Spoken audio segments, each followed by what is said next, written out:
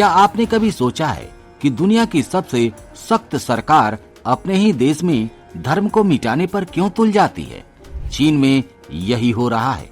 Reports बताती हैं कि वहां अब तक 16,000 से ज्यादा मस्जिदें या तो गिरा दी गईं या उन्हें पूरी तरह बेकार कर दिया गया। कहीं मस्जिद को शौचालय में बदल दिया गया, कहीं मदरसे को शराब के ठेके में, तो कहीं कब्रिस्तानों पर बुलडोजर चला दिए गए। केवल इतना ही नहीं, मुस्लिम पुरुषों के लिए दाढ़ी रखना अपराध है और महिलाओं के लिए हिजाब पहना गुनाह है।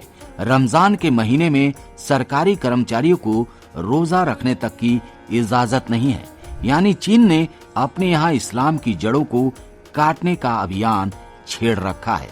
लेकिन दोस्तों, ये तो सिर्फ शुरुआत थी। असली डरावना खेल तो उनकी एजुकेशन कैंप्स में खेला जा रहा है, जिन्हें चीन ने खास तौर पर मुस्लिम युवाओं के लिए बनाया है। उम्र 20 से 40 साल, यानी जिंदगी का सबसे अहम और ऊर्जा से भरा हुआ दौर, और उसी समय इन्हें पकड़कर इन कैंप्स में डाल दिया जाता है। बाहर इन्हें शिक्षा केंद्र कहा जाता है, लेकिन अंदर की हकीकत किसी जेल से भी बदतर है। यहाँ युवाओं को घंटों घंटों तक थकाने वाली मेहनत कराई जाती है। उन्हें लगातार लेक्चर दिए जाते हैं और उनकी सोच को बदलने की कोशिश की जाती है।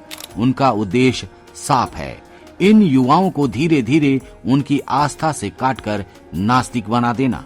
सोचिए, जब किसी को जबरदस्ती उसकी पहचान से, उसकी किताब से, उसके भगवान या पैगंबर से अलग कर दिया जाए तो उसकी आत्मा किस हाल में होगी।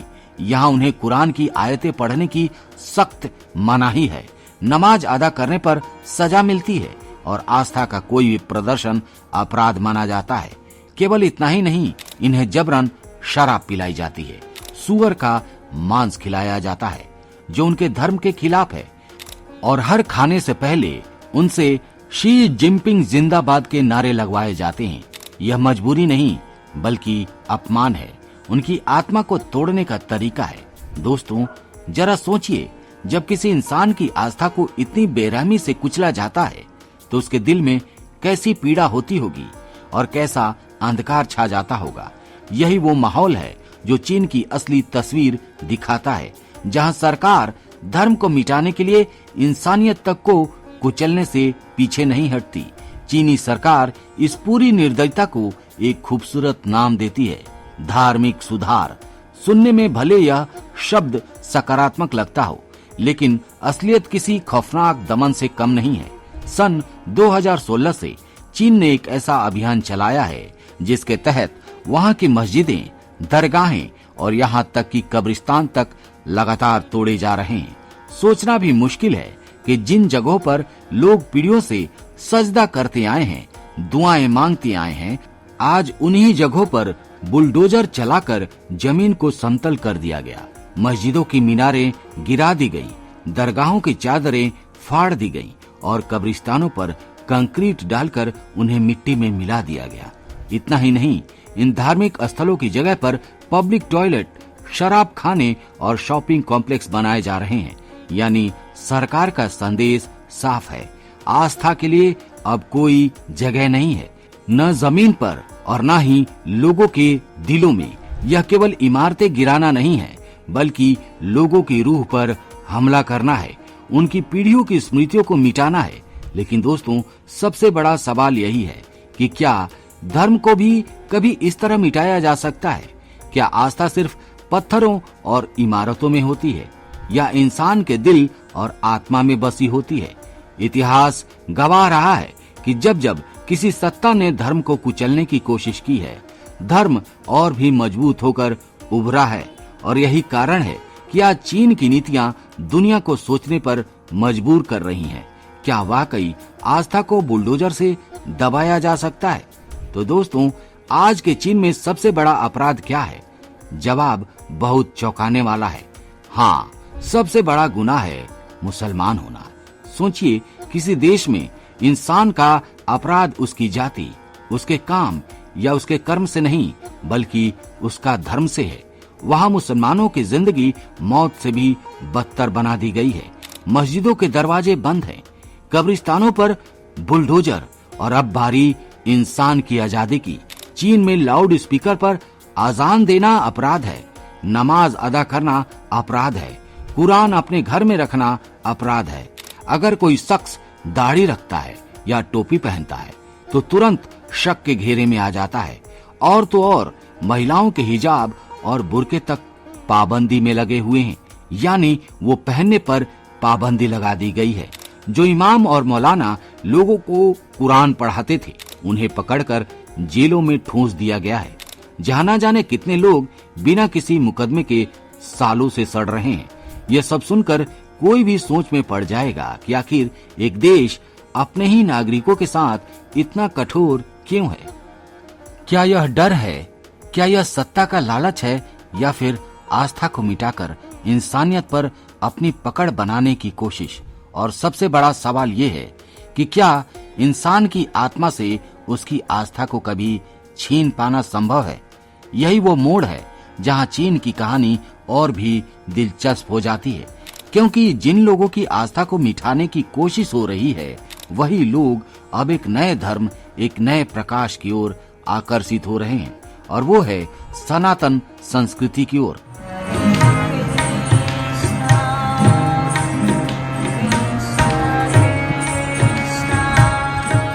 लेकिन दोस्तों, अब कहानी यहाँ से सबसे दिलचस्प मोड़ लेती है।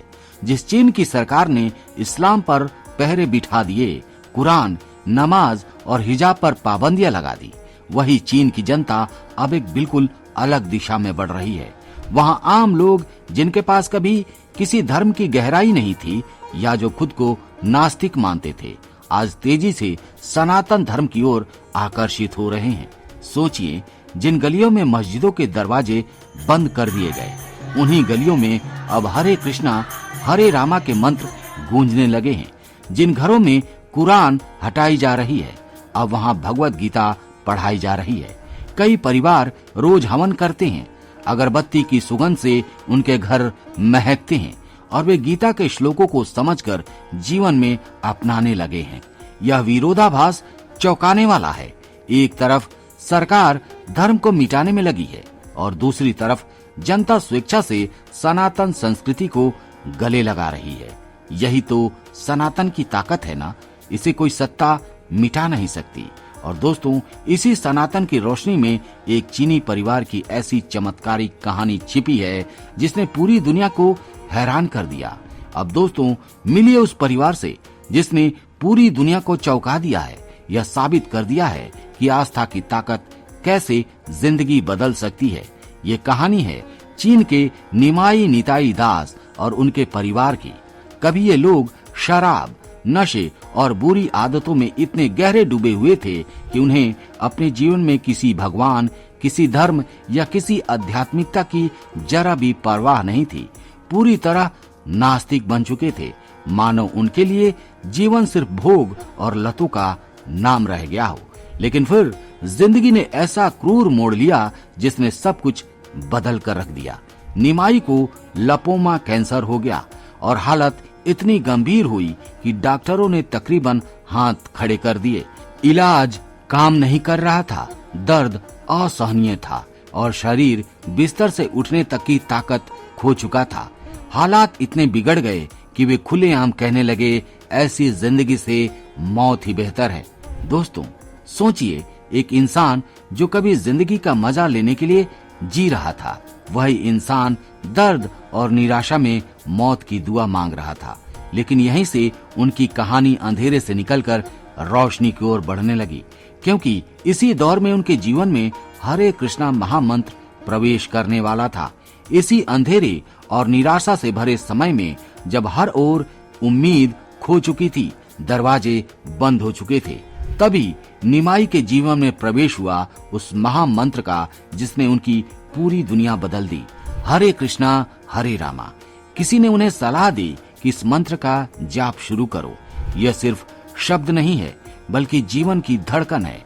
शुरू में उन्होंने इसे संदेह के साथ दोहराना शुरू किया, लेकिन जैसे ही मंत्र उनके होठों से निकला, भीतर एक अजीब सी हलचल महसूस हो गई। पहले तो हल्की सी शांति मिली, जैसे मन में उठते तूफान धीरे धीरे थम रहे हों, और फिर उसी शांति ने गहरे आनंद का रूप ले लिया। उन्हें लगा कि दर्द कम हो रहा है, शरीर में ऊर्जा लौट रही है और सबसे महत्वपूर्ण, उनके दिल में आशा की लौ जलने लगी है। वे निरंतर मंत्र जाप करते रहे और धीरे धीरे उनकी स्थिति ऐसी हो गई कि जिस बीमारी ने उन्हें मौत के मुंह पर लाकर खड़ा कर दिया था, वो मानो पूरी तरह मिट गई हो। डॉक्टर हैरान हो गए। मेडिकल साइंस के हिसाब से यह संभव नहीं था, लेकिन निमाई को अब यह यकीन हो गया था कि यह कोई संयोग नहीं है, बल्कि भगवान श्री कृष्ण की कृपा है। उन्हें ऐसा महसूस हुआ मानो कृष्ण ने स्वयं उनके जीवन को नया जन्म दिया हो। और दोस्तों, यहीं से शुरू हुई वह यात्रा जिसने एक नास्तिक को भगवान का परम भक्त बना दिया। इसके बाद निमाई दास और उनका पूरा परिवार पूरी तरह से कृष्ण भक्ति में डूब गया। जो घर कभी नशे और निराशा से भरा हुआ था, वही घर अब भजन कीर्तन की गूंज से पवित्र हो गया। हर सुबह भगवत गीता का पाठ होता है। दिन भर घर में हरे कृष्णा हरे रामा का कीर्तन चलता है और शाम को दीपक की रोशनी के बीच हवन किया जाता है। यह बदलाव इतना गहरा था कि आसपास के लोग भी हैरान रह गए। जिस परिवार को लोग कभी बर्बादी की मिसाल मानते थे, वही अब शांति और आस्था का प्रतीक बन चुका था। निमाई ने अपनी निजी पूंजी से चीन की धरती पर एक छोटा सा कृष्ण मंदिर भी बनवाया है, जहां अब स्थानीय लोग भी दर्शन और कीर्तन के लिए आने लगे। उनके परिवार का हर सदस्य न सिर्फ धार्मिक अनुष्ठान करता है, बल्कि जीवन के हर छोटे बड़े काम में कृष्ण चेतना का अनुभव करता है। भोजन करने से पहले, काम पर जाने से पहले, यहाँ तक कि साधारण बातचीत में भी उनके होठों पर जय श्री कृष्ण रहता है। यह परिवर्तन केवल उनके परिवार का नहीं था, बल्कि यह इस बात का संकेत था कि सनातन धर्म की जड़ें चीन जैसी धरती पर भी गहराई से जम रही हैं। और दोस्तों, यही बदलाव धीरे धीरे पूरे समाज में फैलने वाला था। दोस्तों, यह कहानी सिर्फ एक परिवार की नहीं है, यह उस लहर का प्रतीक है जो धीरे धीरे पूरे चीन में फैल रही है। जहां इस्लाम को मिटाने की कोशिश हो रही है, वहीं सनातन धर्म की जड़ों को इस तरह फैलाया जा रहा है जो पूरे चीन में फैल चुकी है। चीन के बहुत से लोग मानने लगे हैं कि हिंदू धर्म ज्ञान का सागर है और यह धर्म किसी पर थोपा नहीं जाता, बल्कि प्रेम और शांति सिखाता है। दोस्तों, यह सिर्फ चीन की कहानी नहीं, बल्कि पूरी दुनिया की सच्चाई है। आज हर जगह लोग महसूस कर रहे हैं कि सनातन धर्म सिर्फ पूजा पाठ नहीं है, बल्कि जीवन जीने का कला है, जीवन जीने का दर्शन है। यही कारण है कि धीरे धीरे पूरा विश्व इसकी ओर आकर्षित हो रहा है। और जब चीन जैसे सख्त और बंद देश में भी हरे कृष्णा हरे रामा की गूंज सुनाई देने लगे, तो समझ लीजिए सनातन धर्म की विजय निश्चित है। तो आप भी कमेंट बॉक्स में जरूर लिखिए, जय श्री कृष्णा।